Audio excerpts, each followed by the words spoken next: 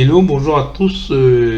Ici, nous voulons juste revenir rapidement sur ce qu'on avait parlé déjà au début de cette partie sur les boucles while. La deuxième vidéo, on avait parlé de la boucle infinie. Je voulais juste faire encore une vidéo d'une 2 minutes, rapide, 2-3 minutes, parler rapidement de la boucle infinie. Parce qu'on avait dit au départ, lorsqu'on voulait faire une boucle while, on avait dit que par exemple, on avait pris une valeur on avait appelée base number comme ça. On avait donné la valeur 1 et on avait dit tant que le base number il est plus petit que 6, qu'est-ce qu'on faisait? On avait dit qu'on devait juste afficher base number. Ok, et donc ici on a bien obtenu base number, mais on avait dit quoi? C'est-à-dire que ici, si on clique là, si vous remarquez, le base number c'est toujours 1. Si le base number il est plus petit que 6, donc comme il est plus petit que 6, on va l'afficher. Ensuite, on va voir que après, base number sera toujours égal à 1. Ils sont encore plus petits que 6, donc il va afficher que 1, 1, 1 à l'infini parce que le 1 sera toujours plus petit que 6. Et on peut le voir rapidement là. Si je lance tout de suite, bah, il va bugger, ainsi de suite. Donc vous voyez comme ça qu'il note ici, il ne fait qu'afficher 1 à l'infini.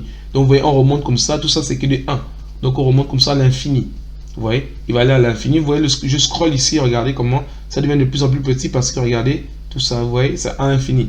Donc on va arrêter ça. Et ok, on a interrompu le programme parce que ça faisait ce qu'on appelle une boucle infinie.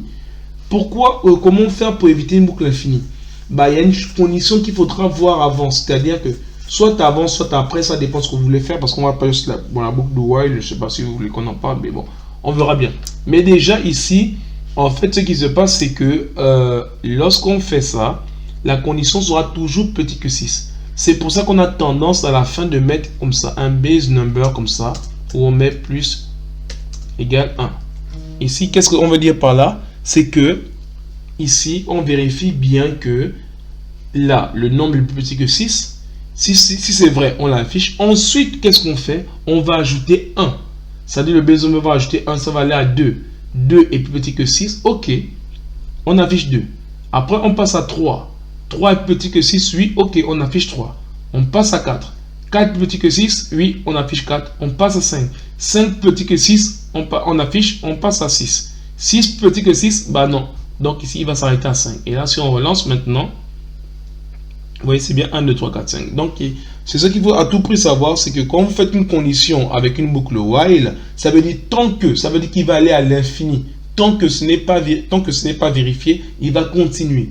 Donc, pour vous assurer que lorsque vous utilisez les boucles while, assurez-vous de ne pas rentrer dans une boucle infinie. Ça veut dire il faudrait qu'il y ait une condition qui puisse vous faire sortir. Si elle n'est pas vérifiée, bah, vous aurez une boucle infinie. Et les ordi peuvent ramer, peuvent péter. Ça dépend du programme que vous faites tourner. Donc, voilà, nous avons terminé sur les boucles infinies. Là, maintenant, nous allons utiliser la boucle while à partir de la prochaine vidéo sur les listes et sur les dictionnaires. Merci.